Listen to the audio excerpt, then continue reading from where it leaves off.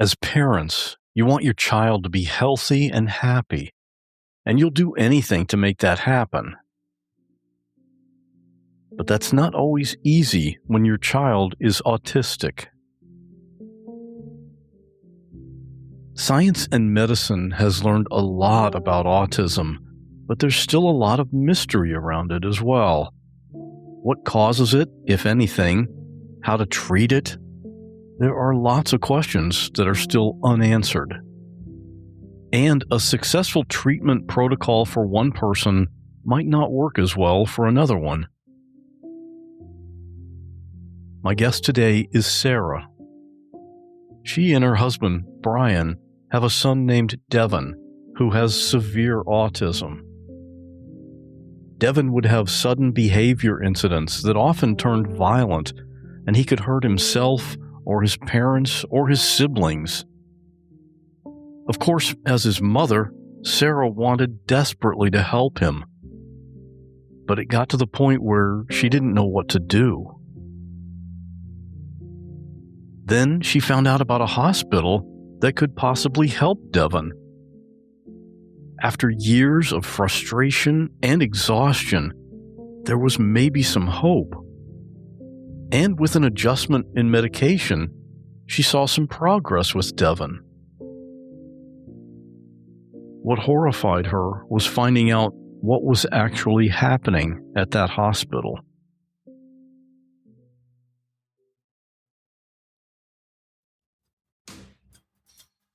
Real people in unreal situations.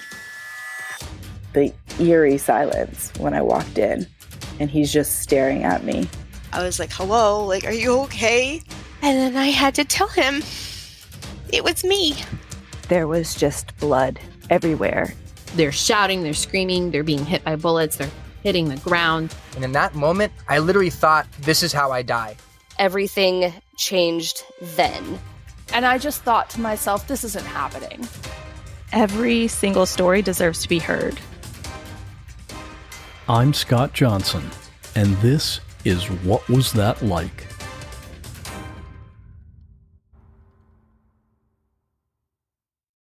When did you first find out about Devon's autism and his other issues?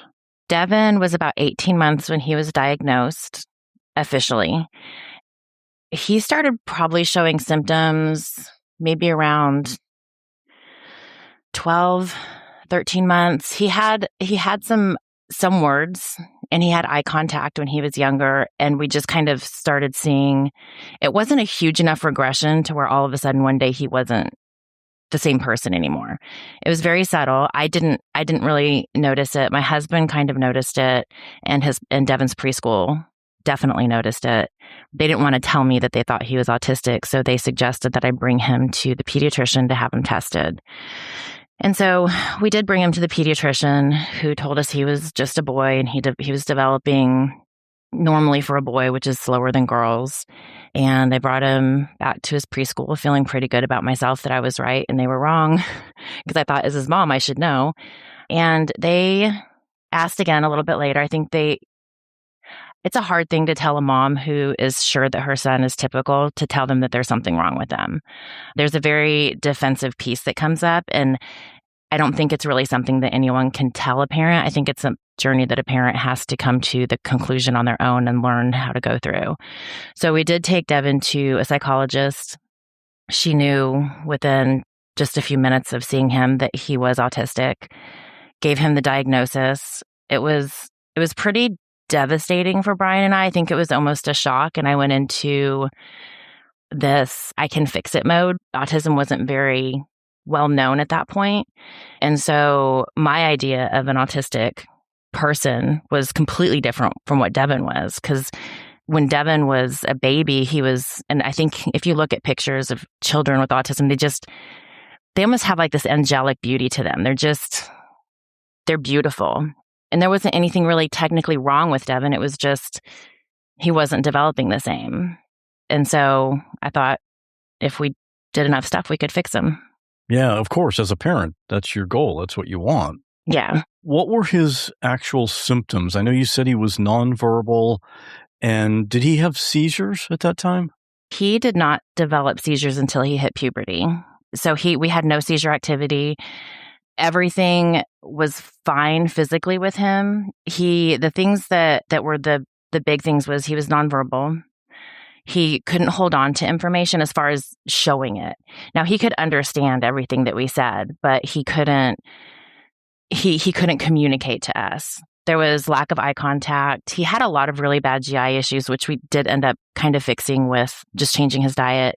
And then he was a flight risk. He would just run all the time. He was just, you could never take your eyes off of him because he just had zero concept of danger. And he would just, he would run into a swimming pool, and Brian had an incident where he did do that. Brian turned around for a second and turned around, and Devon had ran into a friend's swimming pool. And so, Brian had to jump in, and he was shocked that could even be something that could ever happen to him, because you read about it and you're like, well, why weren't you watching your kid? And it was a split second.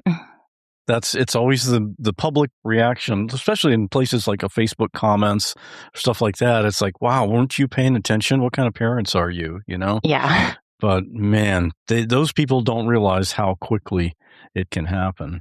Yeah. As he got a little older, was he able to attend school? Could he function as a student? When he was in preschool, and the preschool he was in closed. And so trying to find a new preschool for him, nobody would take him. They wouldn't take someone who is autistic because they said they weren't prepared for it. And I actually went to, I lived in Arizona at the time, and there's a place called SARC. And so I went to classes there with a few other parents on how to be a parent for an autistic child. So for example, I remember taking Devon to Whole Foods. We went to Whole Foods to go grocery shopping, and he started screaming and kicking top of his lungs. I had him buckled in to the shopping cart, and I was holding it far away from me so that way he couldn't kick me. And he was reaching in the back, and he was throwing things out, and people were staring at me like, I don't know if it was in judgment, because I was so focused on getting stuff done. Because basically the way they told me to be a parent is, when you go somewhere and you're bringing your child and they throw a temper tantrum, or they're what they call a temper tantrum, which really isn't what it is, but you can't give in to that. So if you are committed to doing a task, like going grocery shopping, you have to complete that task. Otherwise, you're being trained. And it really worked. And it's funny that particular day, I checked out and I was holding back the tears because I wanted to cry. And because it was hard to stay in the grocery store and do that. And I went out to the car and two things happened that I remember so clearly. Is one, a homeless guy came up and asked me for money, and I offered him some chips, and then he just walked away, which made me even more sad. And then the other was, there was a little old lady who walked up to me as I was unloading my groceries, and she, bless her, like she came up to me and she just said, I just want you to know that was the best parenting that you could have done. And I just want you to know how much I think you're such an amazing parent. And I've held on to that out of everything that I've forgotten in my life and everything else. I just remember it meant the world to me. And I told her thank you. And then I got in the car and I just cried for like an hour. Isn't it amazing? People can say something and it was just a little thing for her to just come over and tell you that. But wow. And now it's how many years later? 10, 15 years later? Yeah, like 20, 21 years later. Okay. And it still sticks with you. Mm-hmm. Yeah. And it kind of taught me too, if you have something kind to say it. People always, I feel like, feel comfortable criticizing or saying something that they think is wrong or bad, and they think it's helpful. But I mean, even if you just look at somebody and say, and you think, oh man, that person over there walking down the street is really pretty, and you walk by them and be like, you look really nice today. Just little kind things to say to people. And I think people hold on to that. They sure do. Yeah. Because you don't know what kind of day that person is having. They could be smiling on the outside, but there's a lot of turmoil maybe, or stress or whatever. And that could make all the difference. Yeah. Just being a nice person. Mm-hmm. Yeah. When Devon hit puberty, this was around age 15, things changed. What happened at that time? Yeah. So we had thought things were hard with Devon. We went through a lot of IEPs when he was younger. He was a flight risk. He never really maintained holding on to anything that was taught. We went through ABA therapy, went through every biomedical treatment that was available. And none of it worked. We had a lot of people saying, oh, if you take this antiviral, your child isn't going to be autistic anymore. And obviously we had to go through that process. So we had gone through a lot of it. We never really had behaviors. We never really had the aggressive behaviors. We had some of the temper tantrums, like I said, in the grocery store where he didn't want to be there. But it was when he hit puberty, and this was before his first seizure. So we had moved to Nashville, and I didn't know if it was because of the change, but we moved out here, and he started having very aggressive behavior towards himself, towards us. He would hit himself. I would be driving, and I have 2 younger children too. And so he would just start banging his head into the window. I'm surprised it never broke. And I remember one time I had to pull over, and I had my 2 younger kids in the car, and I pulled my car into a parking lot, and because I was afraid he was going to jump out. And so I pulled over, let him get out, and I really thought the cops were going to be called on me because he started attacking me. He started smashing his head into the minivan, put a big dent in it, throwing himself on the ground, trying to pull me to the ground. I feel really lucky going back just to, I had to quit my job when Devon was diagnosed to keep up with all of the therapies and everything, and the lack of care that we had available to us. And I started doing martial arts. I started off with very traditional Shaolin Kung Fu, learned Taoism is like your philosophy of life, which really helped, and then went into boxing, Muay Thai. So I had a background in physical activity. So it didn't hurt me as much, I guess I could say that physically when he would hit me, I didn't take it personal. I knew how to, I guess, take a hit. And at age 15, he's bigger and stronger, and you have to be able to do something. How did that incident in the van, how did that play out? Well, that was one of many, and I ended up being able to get him back in the car. And at that point, we were so new. This was the very beginning, and we've learned so much, but we never knew when that was going to happen. So he could be happy one minute or content or sitting on the couch, and then all of a sudden he's hitting himself, trying to put his head. I mean, we had so many holes in the drywall through the house, just destroying the house because, I like to say whatever was going on inside of his head hurt more than what he was doing to himself. And he never, even to this day, I never believed that he purposely hurt us. It was just lack of communication. Whatever was going on, he couldn't tell us about it. And so I got him in the car.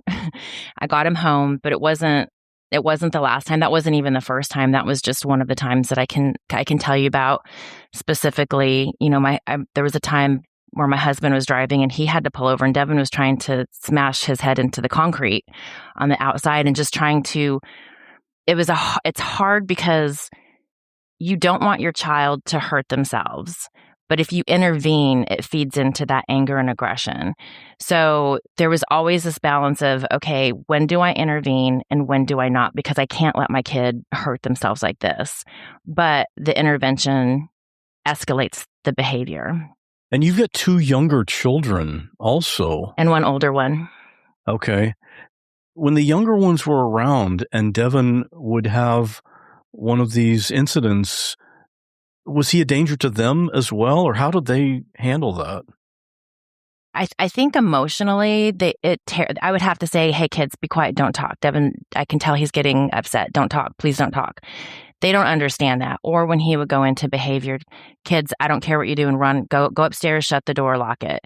And it was more preventative. And then they were extremely worried about me. So watching me or my husband get hit or hurt, they didn't know what to do with that because they were so young.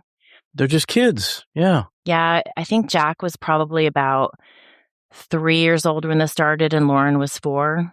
And so we did everything we could to keep a normal life for them, putting them, and not shelter them, but they never had sleepovers. They could never have friends over. They couldn't have sleepovers over here. My daughter danced and I would have to drive with Devon in the car. And I think there's an aspect to them that is very protective of Devon, but also embarrassed. And I don't mean that in a bad way, but just if you take the embarrassment and then somebody makes fun of your brother or sees something and doesn't even say anything. And then there's that protective piece of you wondering what they're thinking, but then also like, I don't want them to treat my brother this way or look at him this way. So yeah, it did affect them. It's hard for me to imagine the stress that was on you and your husband all this time, because it's like you never get a break. Even when we had a break, we didn't have a break. Even with Lauren and Jack, I mean, he would turn around in the car if they were talking and try to hit them, and then they'd have to move all the way to the back of the van. My older son, Taylor, he was affected by it in the sense that he was extremely excited to have a brother, and Devon wanted nothing to do with him. And so there's a sibling aspect to that I think is something that I won't understand, and really only siblings of special needs children really understand. And so Taylor had that aspect. He saw a lot of it too, and he would get angry and upset. And I think one of the things that with my husband and with my older son was feeling like his aggression, like, don't do that. You can't do that. That's not right. Which fed into his behavior. We've painted a picture of kind of what your family life is like, and it doesn't sound very nice, but were there happy times too? Oh my gosh. When Devon smiles and laughs, there's nothing more pure and beautiful than seeing him happy. I mean, that's like the one thing that'll probably make me cry is he's just, it's beautiful to watch him smile because it comes from such an innocent place. That's how I think of it too. He's such an innocent person. He's not intentionally doing all of this. No. But you mentioned that he would often hold his head and bang his head against things. Did you perceive that maybe he was in physical pain himself? Oh, 100%. And, we play this game. And so when going back to when we moved here, he had such severe behaviors at the middle school that we're District 4 that I get really angry about this. This is why my kids don't go to that middle school, but he would throw those behaviors there. And again, I know it was that pain and frustration of not being able to communicate and squeezing his eyes shut, holding his head. They actually took him out of the room and put him in a room by himself. And they basically just had like a security guard sitting there with a tent in the room and said that was his sensory room. And I said, I battled with this school. I brought in a consultant to go over the IEP to try and make things accommodating for Devon. They kept him in this room, and then they had the audacity to tell me, well, the other special needs kids here have grown up together and they're a very close-knit group and they're scared of him. So they just don't want him in the room. And I'm like, okay, awesome. So I won't even go into all the details of that, but we ended up moving Devon. He got to graduate and move into the high school early. So that's just an example of some of the things. I'm sure a lot of parents get so frustrated with the school and stuff. The thing with schools, though, not all schools have a person on staff who's trained to deal with this kind of thing, right? Did you find professionals, or did you find teachers that could handle it like some could handle it better than others? Well, when Devon got put into high school, there was the autism teacher that was going to be Devon's teacher at the high school. We got a letter from Devon's psychiatrist to pull him out of school early so he wouldn't get in trouble for not attending school.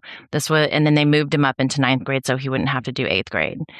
This teacher, he was one of the football coaches. He was so incredible. He came to our house with the autism specialist for the district, for the high school, and talked to me, met Devon, told me, hey, it's going to be a new environment. Meet me at the school. We're going to meet there together so Devon doesn't go into a brand new environment.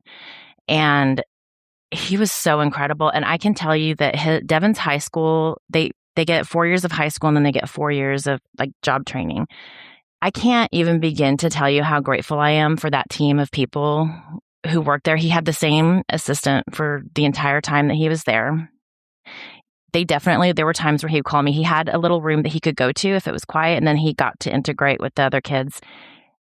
They understood him and they loved him, and they they looked at him like I did. Like, we don't know what's going on, but let's figure it out. I think for a lot of people, it's easier to just ignore and just kind of detach, and not. I don't want to deal with this. I'm a teacher. I didn't sign up to deal with this kind of thing. But man, for someone like that person, that coach, to come in, you said it was a coach, right? It was a coach that he had for a little bit, and it changed because they do have a whole different special needs. So he's not in a regular classroom.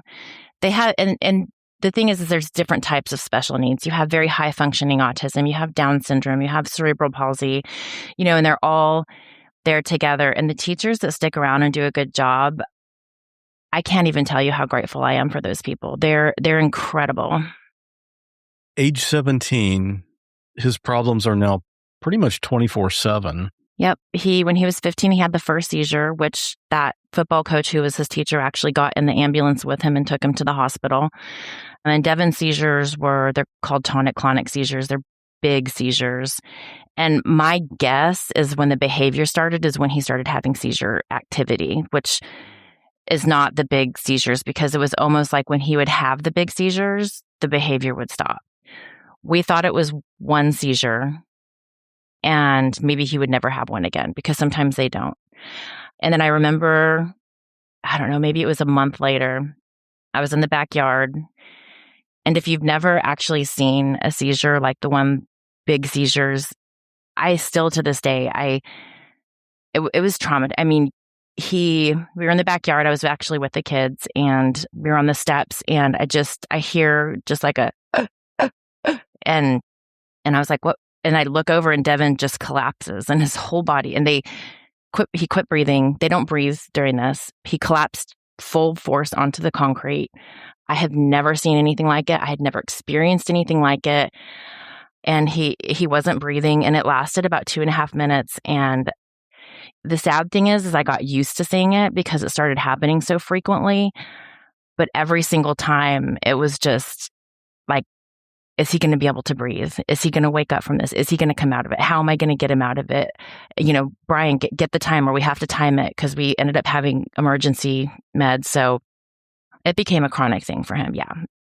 Were there any signs that you could kind of pick up on that, oh, he's about to have a seizure? No, not at first. Later, yes. After we kind of got under them and we started kind of getting them a little bit controlled, we would see a rise, like his eyes would change and we would see a rise in the aggressive behavior. And then he would have the seizure, and it's almost like it released whatever buildup was there. That's the closest thing that I can come to explaining it. And then he would be happy after. Did you have to take him to the ER, or were there any ER visits during this time?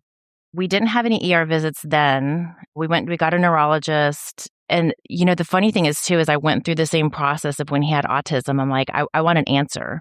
Why is this happening? I want a medical answer. I want to know how we're going to deal with this. Is there a way to fix it? I want a cause, and then I want a solution. And he had an amazing neurologist at Vanderbilt Children's. And he said, a lot of times you don't know. You're not ever going to have an answer. And we still don't have an answer. He said a lot of kids with autism, this is something that begins. And looking back when he was a kid, we were on all the time because we were worried for his safety. And then after the behaviors and the seizure started, it was different. We were worried about him in a different way. And it's kind of when that realization of it's never going to get better. And I don't mean that like in a negative way, because again, we still have those beautiful moments when he's laughing. I did a video of him, singing happy birthday, and he does a little dance. But it was then that we knew how hard it was going to be.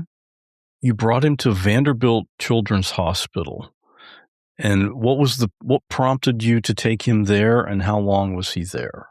We had started an antipsychotic on him from his psychiatrist that they said to use. We did use it. It would calm his behavior temporarily, but what I think started happening is, even though it would calm it for a moment, it actually started increasing whatever was happening in his head. We didn't know it at the time, but it sent him into 24/7. Every moment that he was awake, he was either hurting himself, he was hurting us, he was trying to destroy the house. And we couldn't do it. I mean, we didn't know what to do to help him. We didn't know how to stop it. It's the most helpless feeling that any parent can feel, is watching your child deteriorate to such a level and having no idea how to fix it. So we went to the hospital and they admitted us. They did a slight change in the medication. They sent us home. We ended back the next day. I knew that we would. And driving to the hospital with him like that, one of us trying to control him, one of us driving, trying to figure out, if someone can come watch the kids, because obviously we're not going to bring the kids in that environment. And we ended up being at Vanderbilt Children's for a month. Was any progress made at all? Did they have any ideas about how to treat him? Every medical person who works in this field, even if they want to help, I think there's such a mystery to this that every kid is so different. It was just a place to hold him until we could figure out what to do. So he would be in that room and he would just destroy it. They would come in and give him medicine. And, there's one time where they called the cops to come up to the room because Devon was getting so aggressive. And they handcuffed him to the bed. And I think there was like 5 of them. And, Devon doesn't have a lot of words, but he has some, like, I want toilet, or, go away, mom. And so he was handcuffed to the bed and he was just saying, I want help. And they wouldn't unhandcuff him. And so I just kind of laid across his chest and rubbed his head and told him it was going to be okay. So I kept asking them to please, take the handcuffs off. I could handle it. And they did after a while. And he had, some abrasions, and they did unhandcuff him. They medicated him first. And then when the nurses said that they could take the handcuffs off, they did after he was medicated. So, yeah, but, that he knew how, for him saying, I want help, it was just, okay, but I don't know how to help you. It was just, I don't, how? And he can't even tell us that. So that's got to be the most frustrating thing. He understands what you're saying, but he can't respond with verbally. Just that one phrase, I want help. Yeah. Man, there's a lot of weight behind that. So it came down to the option of another hospital in Virginia. What hospital was that? How did you arrive at that conclusion? They looked at several places, and this is the thing, is there's not very many options. And so there was a place here in Tennessee. It was outside, I think, of Chattanooga, and we looked into it and we saw, these reports of things that had been done to patients that had gone there, and we're like, we're absolutely not going to send him there. The next option was a place called Cumberland, and it was out in New Kent, Virginia. And you're in Tennessee. Mm-hmm. Yeah. So why Virginia? Just because this was the place that you thought could maybe make some progress with him? It was our best option. And when I say bringing him home wasn't an option, it was not an option to bring him home. We knew that there was nothing else that we could do. We did not want to bring him there, especially that far away. But we didn't really read anything terrible. And we looked at the stars, and I think it was like 2.3. But looking him up and doing our research, we didn't find anything that was a huge red flag about bringing him there. And we knew that we needed help, and we knew that we needed medication management with his seizures, with his behavior. He was on so many different medications, and we didn't know what was making it better and what was making it worse. And so we needed somebody who could help us with that, and then also have him in a safe environment where they could help him. He was actually living away from you then during this time, because he's in Virginia, you're in Tennessee. I'm wondering how you got him there. Did you drive him there, or was he able to fly? No. So the ambulance, they said that they would take him, but they would have to strap him to his bed, and they wouldn't be able to stop for bathroom breaks. So they would have to put him in an adult diaper. And I think it's a long drive. I think 15 hours, something like that. So we said no, we would figure it out. And we ended up driving him And he was actually pretty good on the drive. And maybe it was just because he was happy to be out of the hospital. He wasn't having as much issues. So we arrived at the hospital. We drove in. We just drove straight there, got there early in the morning, time to where we would get there when they opened. And that's when we first met the team there. What was your first impression? Honestly, my first impression, it was very clean in the lobby. The guy who, I think he was the program manager, he was actually very helpful to us. Everyone seemed very happy, very positive, very encouraging that they could, fix this problem. And Devon was happy. He was actually laughing. We didn't really know. That was kind of, these things where he goes into laughter and then he goes into behavior and then he goes into laughter. And they worked with us with one of his medications. He's on a seizure medication called Epidiolex. And at the time it was newer. It's a very strong version of basically CBD. And so, but it's medical grade. And they said they couldn't give it to him, but then they worked with us. So I felt like we were in a really good place that was going to have a good outcome. You weren't just taking him there to be, for them to be a babysitter. It was actual therapy and treatment. And it sounds like it kind of gave you a little bit of hope. It gave us a lot of hope. I've never let Devon be away from me forever. And I would never leave him with someone because he can't talk and he can't communicate. And so to do that was one of the hardest things I've ever done. We drove home, and then between Brian and I, one of us flew out every Friday and would come back every Sunday. So we were out there every single weekend to visit him. The first time I went out there, he just seemed a little bit withdrawn. I wasn't seeing behaviors. In fact, the entire time I was there, I didn't see behaviors except for one time, and it got pretty bad that one time. But he had already started losing weight. I would meet with the entire team, and I would also meet with the doctor, and I would go to the unit. And I think that was something that they weren't used to as a parent, coming in every weekend and going actually onto the unit and being there. So I got to see the unit, and they let me in, and it was very eye-opening, and it was very hard to see all of the other patients that were in this room. So the room is set up almost like a half circle. And on each wall, there's a bedroom. And in the middle is kind of an area where they can all go out to be. And there's 2 locked doors, and then there's another door that goes to the outside.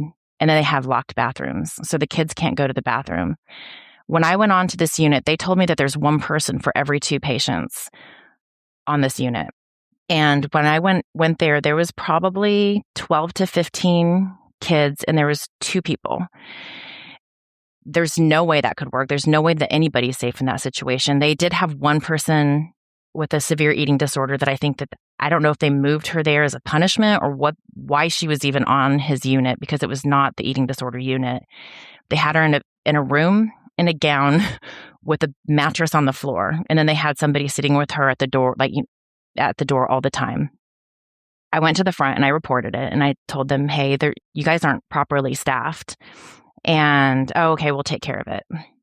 So the next time I go out, I notice that it starts taking longer for them to let me go back to the unit, because I would walk back there. I would get Devon. We would walk from the unit back to the front. I would usually go to the store and get him all of his favorite snacks and his food, and we would sit in the lobby, and he would have the food that he wanted, because I did notice he started losing a significant amount of weight while he was there. And I didn't know if he was depressed. I didn't know what was happening. He started getting very withdrawn.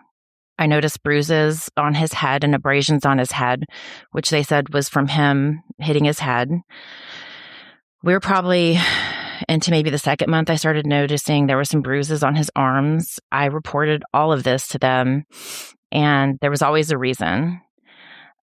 And that wasn't totally uncommon, because his head kind of looked like that here, but not permanently. It would heal a little bit, and then he would do it again. So their explanations were sort of reasonable based on what you had observed his behavior in the past. But it sounds like you weren't happy with conditions there at all.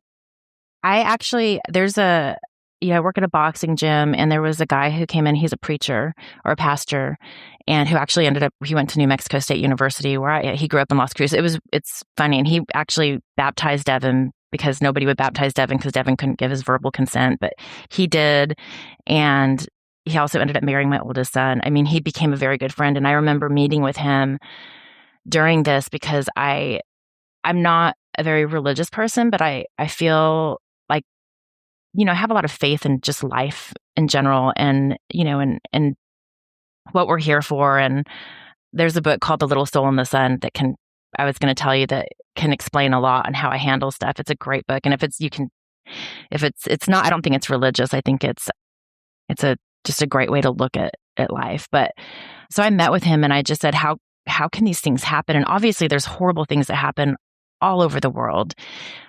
But watching the conditions of these kids who have been given up by their families, or, the state put them in here. And I never saw one parent or one family on these units with these patients, these kids that were there, and just seeing the condition that they were in.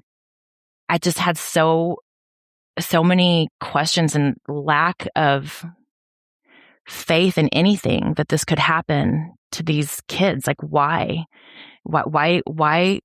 are their brains like, what happened to them that now they're abandoned? They were too hard to take care of, and now there's nobody taking care of them. It was really eye-opening. What does happen? Like, in your case, you were committed to Devon. You guys were, you were there for him to do whatever he needed. But for some parents, I would imagine some come to the decision that we just can't do this anymore. Do they just surrender their child to state custody then, or what happens? I'm extremely lucky. Brian and I almost got a divorce because I actually asked for a divorce because I didn't think I could do it. I said the only way I'm ever going to get a break is if Brian and I split up, and he has Devon sometimes and I have Devon sometimes. This is before our two younger kids were born. And thank God that he just waited until I went through what I had to go through, and we got to the point of mediation. But he's in healthcare administration, so he knows how to do all of the administrative stuff. I know how to do all of the medical stuff. I know how to do all the school stuff, all the food stuff. You have so many parents, and I can't tell you, this is a very quiet population that is forgotten. I think, you see things that are big in the news and, this happens, or, these big charities, but you have these parents, 80% at least are doing it by themselves. And they end up getting trapped in this cycle of not abuse, but they have to quit their jobs. They have to have the means to be able to stay home with their kid all of the time, financially, emotionally. I've seen one parent, they're like, oh my gosh, that mom's so crazy. I'm like, well, wouldn't you be crazy too if this is what you're doing 24/7? You never know when your kid is going to be okay and when they're not. And you've had to leave every friend behind. You don't have family that's helping you. You're by yourself. And the only thing you can do is try to keep your kid from hurting himself and hurting you all the time. So I don't think a lot of people have the resources for that. And unfortunately, our system is so broken that to even get services to help, they have to give them up to the state because they apply for them and there's a wait list, and then there's this burden, there's that, and there's all these hoops to jump through. And I never in my life thought that I would ever understand someone giving up their child to the state. And maybe people will judge me for saying this, but I understand if you know that there's nothing that you can do to help, and it's going to be worse for your kid, and there might be a tiny sliver of hope over here if the state can help them, and they have to take that chance. And then the state puts them in these institutions like Cumberland where there's nobody looking after them. Now you don't have a conservator, you don't have a parent, you might have a social worker, but how many kids is that social worker looking out for, and how often are they visiting them and making sure that they're okay, other than whatever paperwork has to be filled out? I did see a social worker come pick up one of the little girls that was on the unit with Devon. And I just, watching the whole thing happened was just so sad because it was just a social worker saying, get your stuff. All right, come on. And I'm thinking, where is this little girl going? And who's watching out for her? And the social worker's doing their job, but there was no emotional investment in what she was doing. No kindness, but not any meanness either. It was just going through the motions of moving this kid from this place to another place. It's just a job. Yeah. And it's sad to think that kids like that, the only interaction they have with adults are people who are paid to take care of them. It's not like a parent who has that basis or that foundation of love. Yeah. Devon was there for 3 months, and you had a conversation with that program manager. What did he tell you? He said he was quitting and he was going to be leaving very soon. And I asked him, what should I do with Devon? Because there was never any discussion on Devon getting released or any discharge plans. I asked him, what should I do with Devon? He said, I would take him out. And I said, oh, okay. He said, yeah, you probably need to get him out of here. And so that week we got him discharged and brought him home. Did you get the impression that he was trying to tell you something without really telling you everything? There was 2 times that I came across that. Once was one of the workers on the unit. He followed me outside and he started kind of talking, but I could tell he had a bit of a stutter. And I think he was worried there was cameras, and I don't even remember the interaction of what he said, but I remember thinking that was odd. I think he knows that I'm onto something here as far as the understaffing and, Devon losing so much weight and the bruises. And I know people are probably going to say, well, why didn't you take him out when you first saw this? And the thing is we were invested this one time. I was not going to be able to do this again. And I wanted to bring Devon home, and I wanted it to be better. And I knew that and there was no proof of anything happening. And you want to believe the best. I mean, this is a hospital. These are doctors and nurses, and they have to be in this for the right reason, right? Like, why would they go work with these people if they didn't want to? So there was that incident. And then when he said that, it was definitely, I mean, why would a program manager say, I would take him out? I would get him out of here. So after we got home, Devon has never cried in his life. He could cry in frustration while he's hitting himself and screaming, but it's not sad. And there was 2 times, and he was sitting there and he cried. I mean, it was real crying. It was like he started, and the tears were coming down. And I have never seen anything like that from him. He doesn't show emotions like that at all. Watching him do that the 2 times, I couldn't even ask him what happened. Like, what happened to you there? What happened? There's actually 2 incidents that stand out a lot also. Is I went into his room, and in his cubicle there was wet clothes. His clothes were always disappearing. I would try to go through their laundry, fold his clothes, put it back, clean his room up. And they had the bathrooms locked, and Devon is very particular about using the bathroom. And I took the wet clothes out, and I said, hey, why are there damp clothes in his room that smell like urine? They're like, oh, well, he started going to the bathroom on his floor, and he wipes it up with his clothes. And I was shocked that they knew he was doing this with his clothes and putting it back in there, and they weren't cleaning it up. That was one issue. And then the other time I remember they put a kid in Devon's room, and he was sitting. So Devon was sharing a room with this kid who was completely nonverbal, had only underwear on, no blanket, sitting on a mattress with a sheet and just rocking back and forth. And I asked them, I said, hey, is anyone taking care of this kid? Does he have sheets, a blanket? They're like, oh no, we'll get that for him later. So I had brought Devon lots of blankets. So I took one of the blankets and I put it over the kid. And I don't even know what happened to that kid, why he was sitting on that mattress and just with nothing. And I know that they were understaffed, but. After you got him back home, you found out some things about the hospital. I found out that when Devon went there, they were under criminal investigation for sexual abuse towards girls. There was also instances of just the malnutrition. which Devon, I mean, he had lost a ton of weight. I found out that Vanderbilt had sent another person just like Devon there, that they had discovered one of the staff members there had been going into the break room, boiling water and coming and pouring it on to that kid. The parents took him out. I think it took them like 3 or 4 days to even tell her that it was a staff member. And then they put the staff member on leave. And I found all of that out after he had already been there. And I had no idea that they were under criminal investigation. I ended up reaching out to the investigative journalist, and she told me all of this. And she said, if there's anything that you have, you need to report it.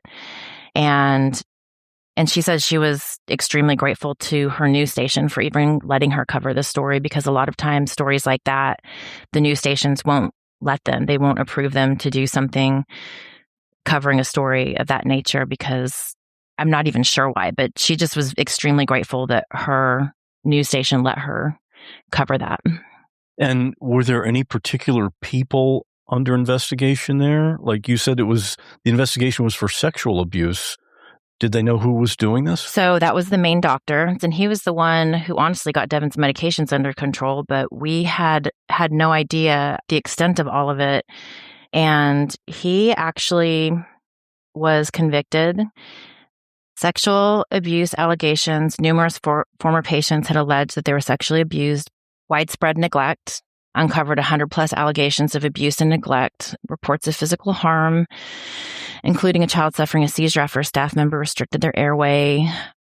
Staffing and safety issues. Unnecessary confinement. They received a $360 million verdict last year, in 2024 in September, which is kind of unheard of for something like that. They had another behavioral technician who was accused of burning a nonverbal patient with hot water. And then one of the psychotherapists died by suicide before his plea hearing for sex crimes against a patient. So these are all the things that were actually uncovered that there was proof of in a period of time. And I can't even imagine how many happened. How many things actually happened that didn't come out. And now you're thinking, we sent our child to this place. Of course, you didn't know anything about that stuff. We sent our child there, and we were also parents who came every weekend to see him. So there was lots of other patients who were there who'd never had anybody come check on them. So I think they were probably the most vulnerable. I don't know what happened with Devon. Again, he's never cried, so I know some bad stuff happened, and the fact that he'll never be able to tell us. You hear about how everybody needs therapy, and I think therapy is great. I've had to go to therapy. I can go talk and say, hey, this is how I'm feeling. This is what happened. And for Devon to have to keep all of that trauma inside of him, I can't imagine what that would be like. And at the same time, I will do anything and everything for him for the rest of his life to do whatever I can to even provide him a moment of happiness.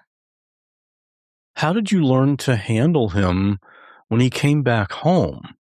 Had anything changed? Things were better. We got him off the antipsychotic, which I think was what helped temporarily, but actually made things worse for him. You know, every kid is different. You ask any parent and they're going to say all these things are different. So he did have behavior still. We did have seizures still. And we had about a year. There's what's called the ECF waiver program here in Tennessee. And it's basically Medicaid. It's disability. And he was eligible for that. So when he turned 18, we put him on that program. We had people come, different agencies, and basically what they do is they staff homes and it's like a residential living program. So we had different agencies come in. We had an amazing worker through his Blue Care, which is his Medicaid.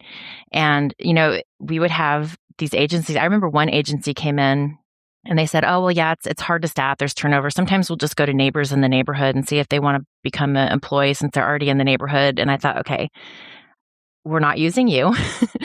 And then it was very surprising to hear that. And then we had other agencies where it was just too far away. And with Devon's behaviors, I don't And I don't trust anyone. My biggest fear is of him getting hurt or abused or physically, emotionally, mentally, again, because he can never tell us, especially after our experience at Cumberland.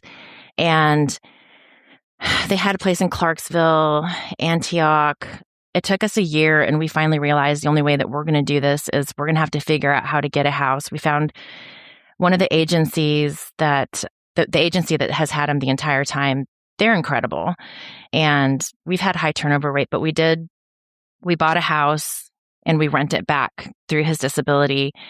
And he lives in that house and it's staffed. And that was really the only way that we were going to be able to get him situated. So it takes me about 30 minutes to get to his house.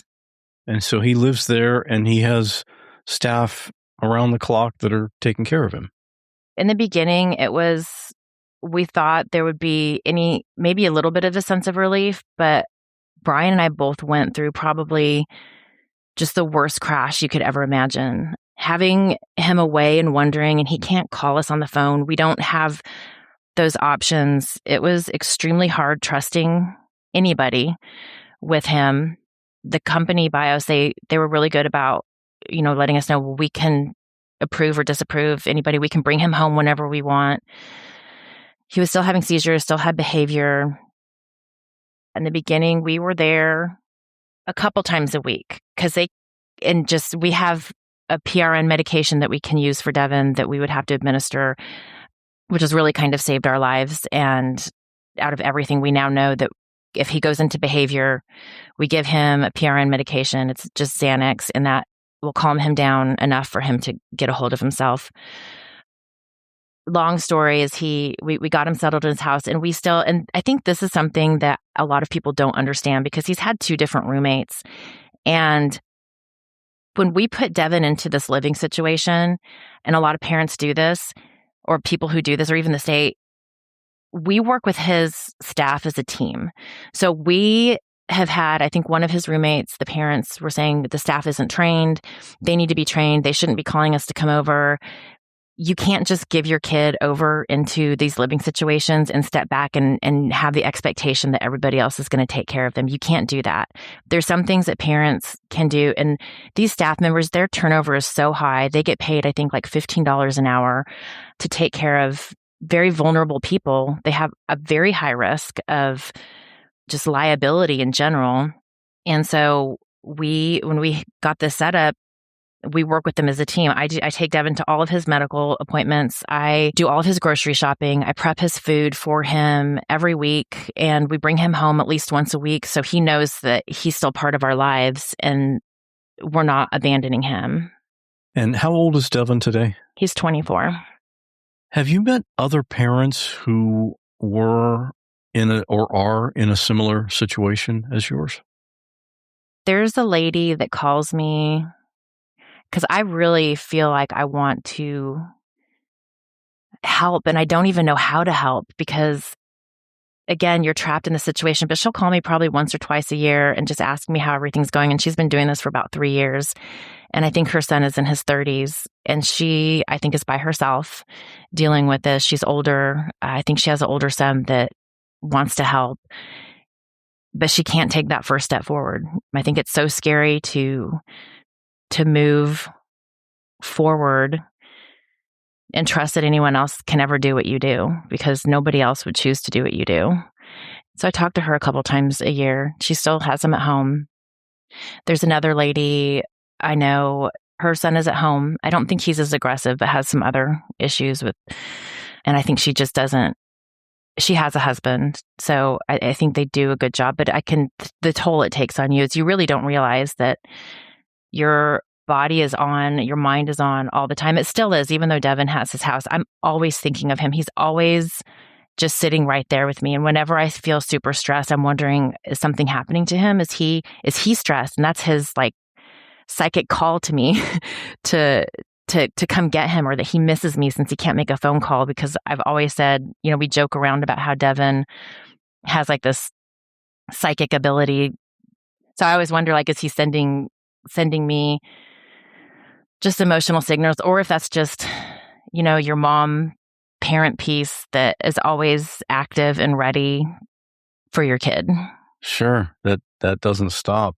And to me, I just keep thinking the mental and physical exhaustion that just has to be overwhelming because you can't call a babysitter.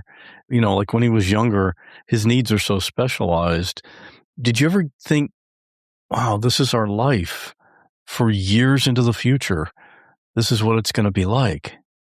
It's overwhelming to think about it that way. I still feel like I have been developed by my circumstances with Devon. It's really hard for me to commit to anything time-wise. I never know what's going to happen. So if I make plans to do something, I don't know if it's actually going to happen. So everything that I do, it's moment by moment. One thing this was actually from a passage from a book that I read. It's by my favorite author, and it was actually part of the book and part of the story. It was like one of the characters said it, but it resonated. And this is that piece, and I actually put it in my notes, and it says, some may call it a simple platitude, but it is far more. A journey will have pain and failure. It is not only the steps forward that we must accept, it is the stumbles, the trials, the knowledge that we will fail, that will hurt those around us. But if we stop, if we accept the person we are, when we fall, the journey ends. That failure becomes our destination. To love the journey is to accept no such end. The most important step a person can take is always the next one. And for me, that's kind of, there's that, and then the poem If by Rudyard Kipling. I don't know if you're familiar with that, but it's called If, and it's a great one, but one of the things it says, if you can make one heap of all your winnings and risk at one turn of pitch or toss and lose and start again at your beginnings and never breathe a word about your loss, if you can force your heart, your nerve, your sinew to serve you long after they are gone, and so hold on, although there's nothing left within you except that voice that says, hold on, hold on. So that's like one piece of it. And my mom wrote that for me when I was 17 and left it like in the bathroom or something, like taped to the mirror. And it's just kind of been something I've lived by. You told me that you feel like you're a better person because of Devon. Yes. Again, going back to Little Soul in the Sun, that made a huge difference for me, and it made me feel better about Devon's life and his soul, not his soul life, but his situation. And, and the whole point in that book was just, Little Soul saying, I want to experience forgiveness. And then another soul had to come in and say, well, to experience forgiveness, you have to have somebody that you can forgive. And so the whole story was talking about how, okay, we're going to do this and we're doing this as a team, but you must remember who I am. So I tried to apply everything that Devon has sacrificed as something for us to learn from. I really have to keep it in that perspective because every single one of us is a better person because of Devon. I don't think I would have the compassion, the empathy, the patience, just my outlook in life and just enjoying moments to moments without Devon. His sacrifice has made us better, and it's hard. I don't think you get something so wonderful as what we've been able to become without having that pain that we've also gone through. Every moment, like even right now, I can feel him, and I'm like, does he miss me? Do I need to go get him today? And how am I going to figure out my schedule this week to make sure he comes home? So yeah, he's made us better, and he's made, Brian and I getting through everything that we went through. I don't think I could ever ask for a better marriage or partner in life just because of what we've had to go through together. Nobody will ever understand the way that we do. And so if people can get through that together, you're bonded for sure. Well, because I look at how much he's sacrificed, and we definitely go. There's been times where I don't have anything left to give, and I don't even have to ask, and he knows to step in to give the 80% when I have 20%, and then the reverse. I can tell when he has nothing left to give, and that's when I have to step in and give that part of myself too. And it's kept a good balance for us. I want to talk about, I asked you about resources, and you had mentioned collaborateaba.com. What is that? This is based out of Austin, and so every state is going to have different resources. And ABA looks a lot different when they're young than when they're older kids. And so I think one of the really hard things is finding any sort of resource when they're older, because again, they change from moment to moment. The behavior changes from moment to moment. But a friend of my husband's had referred, like one of his old fraternity brothers, I guess, had started this company based out of Austin, and it's called Collaborate ABA. And Ben actually flew out here, and he is an amazing guy. He loves what he does. And to love the behaviors and all the crazy ups and downs that come with these kids, it is either you're made for it or you're not. And so Ben has come out, and it's hard because we've had such a turnover in Devon's house. We're really lucky. We have an amazing team in his house right now. But to train the staff, this is how we do it. So, hey, I know you're scared to go out in public because you don't know what's going to happen, and this is how we're going to figure it out. Just writing communication methods, and he knows how to work with adults, and he will come to you. And I think they do take some insurances, and so I mean, that's the only resource that we have found for adults. They have a couple, I think, out here, but everything has a wait list, and that's something that I think people who are in our situation really need to be aware of and start thinking about as early as even like 12 years old. Even the ECF program that Devon's in right now, there's a huge years-long wait list to even get those resources. So get on wait lists early. Yes. I think Devon is very fortunate to have you and Brian as his parents, especially compared to, like those kids that you mentioned. Some of them don't have anyone. Yeah.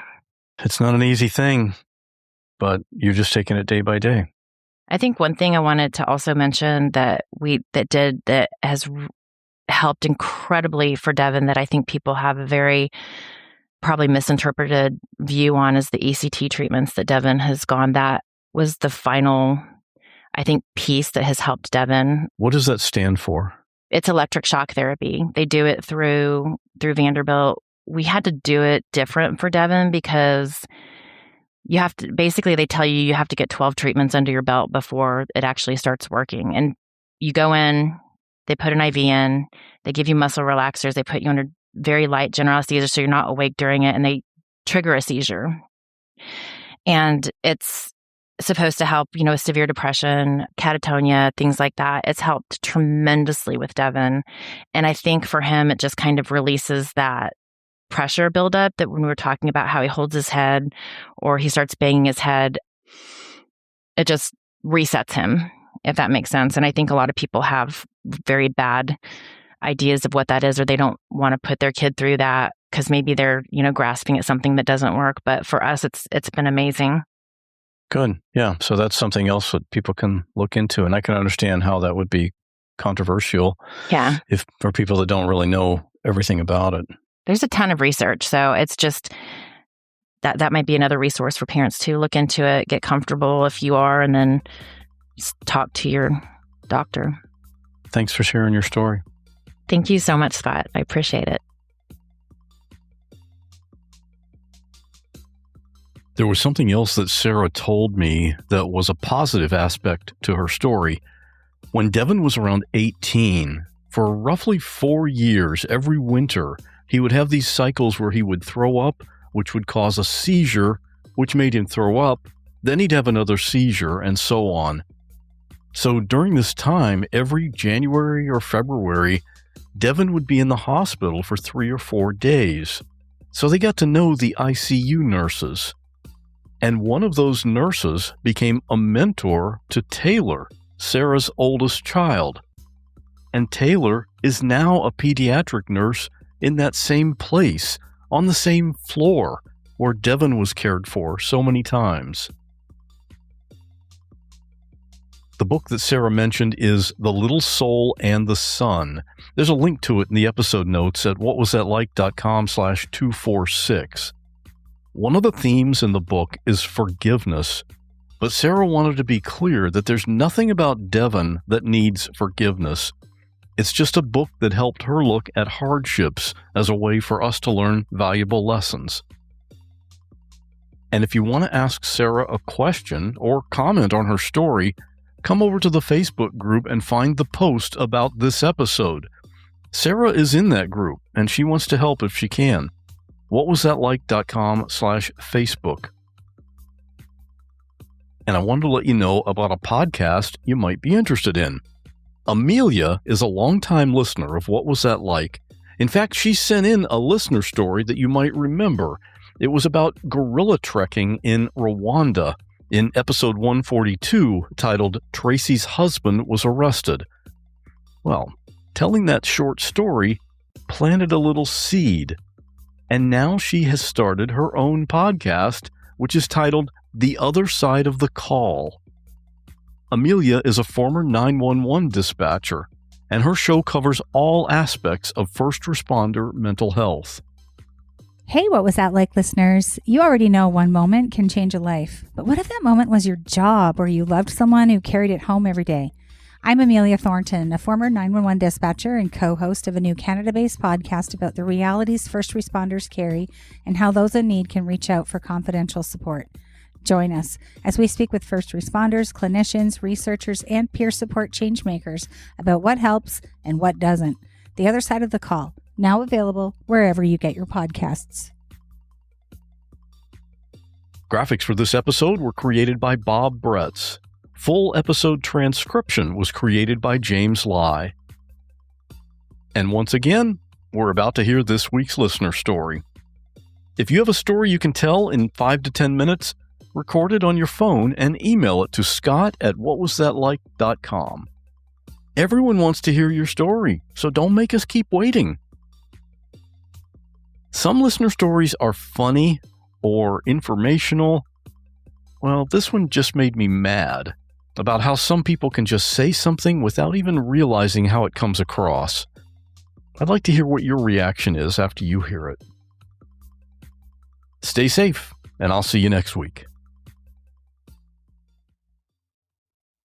It was 1988, the day before my wedding. My two sisters were at the mall getting their nails done for the wedding with my nephew in a stroller. My nephew has Down syndrome.